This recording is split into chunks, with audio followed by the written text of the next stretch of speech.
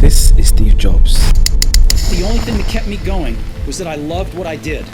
You've got to find what you love. The speech was well received, and it went viral to say the least. And the comments echoed this sentiment: find your passion. And many people were happy to see the stamp of approval from one of the most successful entrepreneurs ever to walk the planet. And before Steve was Steve Jobs at Apple, he wouldn't be someone that you would have said that is passionate about technology. Jobs as a student attended a prestigious liberal arts college and studied Western history and dance. And his friend Steve Wozniak was a true whiz with electronics, passionate and obsessed, and he needed help selling a device that he had developed. So Jobs agreed to help him out with the business side of things, to earn a little bit of money. And although this speech was, and still is, very appealing, the finding your passion theory might be an underlying problem in today's modern world. And when you look at people that have amassed successful careers, or people like Steve Jobs, how they actually got started is a little bit more complicated. And when I think back in my working life, when I followed this narrative of following your passions, it always led me to make judgments too quickly,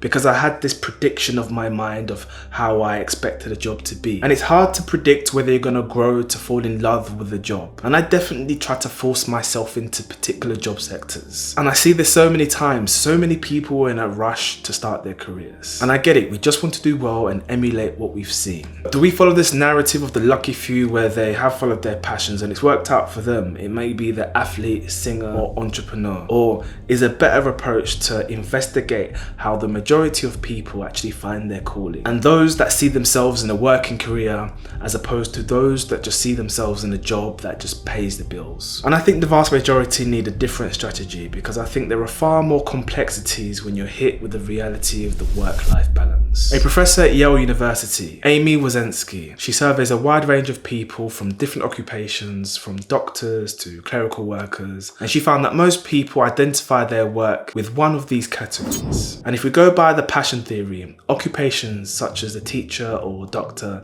they should have a high percentage of people that have a true calling versus less fancy occupations, the ones that nobody actually daydreams about. And so she looked at a group of people who had nearly had all the same professions, and she found that it was more or less a 50-50 split between the two. So in other words, it looks like the type of work that someone does not predict how much they will actually enjoy their role. So she delved a little bit deeper to investigate, and she discovered that a great predictor of someone seeing their role as a calling is the amount of years that they have spent in a role. So the more years that they had earned, the more likelihood that they would say that they love their job. And she noted that those that had been in their jobs long enough became good, and in some cases they became great. And this is not surprising. You often hear entrepreneurs referring to their business as their baby. And I think this is the same when someone is working for a role in a company for like 20 years. There's a certain level of passion and even love that builds up over time. And it's very hard to be exposed to something and not build any type of attachment when you've been involved in a role for that many years. And there was even a TED Talk titled The Surprising Science of Motivation. The author Daniel Pink discusses how he spent the last couple of years studying the science of motivation and what science knows about determination. And he determined that motivation in the workplace or elsewhere requires you to be fulfilled in these three basic psychological areas. And with autonomy and competence, when you become better at something, you know there's a sense of accomplishment, especially when you become good at it. And these results solidifies Amy's findings.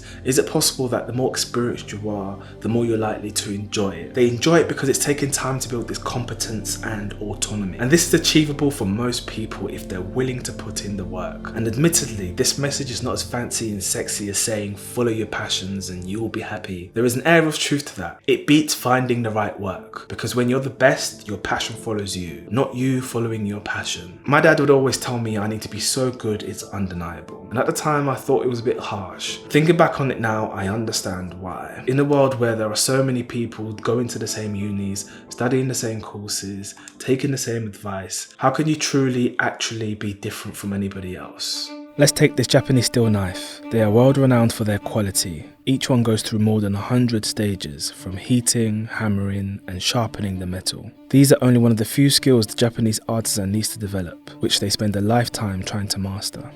This is Taka. He has spent 37 years crafting knives. He talks about the skill when sharpening a knife, which ultimately sets its final value. He talks about how the artisan has to build this sense of exerted force, the sounds, the sensations. It all differs from each piece. Even the surface of the grindstone is different. They even have a saying, it takes 3 years to learn the hammer and a lifetime to sharpen. an accumulation of a lifetime of practice, equaling excellence. Few people participate or even come close to this. Most people get a job just to get good enough, but beyond this point, any change in performance is unpredictable.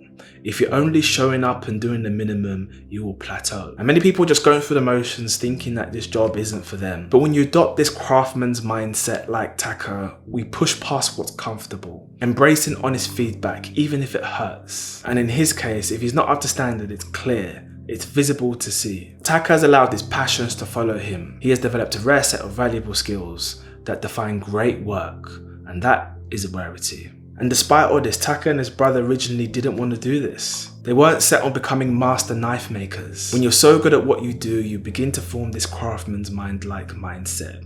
You focus on what value you can offer versus the passion mindset, where that focuses on what the world can offer you. And this increased focus on finding your passion is not making us happy. People are reporting higher rates of unhappiness. When we're looking to be passionate about our jobs, we're looking for this type of certainty. And when we're looking for certainty, we fail to see what's in front of us. We fail to see the opportunities that may be lying. When you focus too much on a passion mindset, your focus is on what you don't have. And this is true for a lot of entry-level positions, because when you're starting out, you may be given mundane, shitty tasks and projects that are not necessarily challenging, and they definitely won't be giving you any type of autonomy. And that comes later when you have evidence, when you do what you say you can do. And at this point, you're probably thinking, who cares if this theory is correct or not? If it helps a few people, you might think that might be enough. But my argument is, if you feed into this narrative, more people will think that there's this magical pot of gold at the end of a rainbow. Like I said before, it takes time to find out whether you know you're gonna like something, and if they find it, how will they even recognize it? And this may sound a little bit weird, but I think finding a career is like finding a partner that you intend to marry, the forever person. Let's say you've been in a long-term relationship. There's some of you that when you first got with your partner, at first sight, you never dreamed that it would ever even get this far. You never knew it was going to bloom into years or even decades of this relationship. And over time, your love for one another grows. And finding a career is the same. You never know 100% whether your role is going to work out. You have no idea if you're going to get along with your team. It really is a case of hedging your bets. A craftsman's mindset is a clear vision, while a passion mindset, you're left with unanswered questions. And with this knowledge, I'm experiencing this right now. I'm applying this craftsman's-like mindset. It's a relentless focus to be so good you cannot be ignored. And I think this is definitely the key to create work that you love. And that brings me to a close. If you like this video, please smash the like button. If you have any comments or suggestions, please comment below, and I'll see you guys in the next one. Bye bye.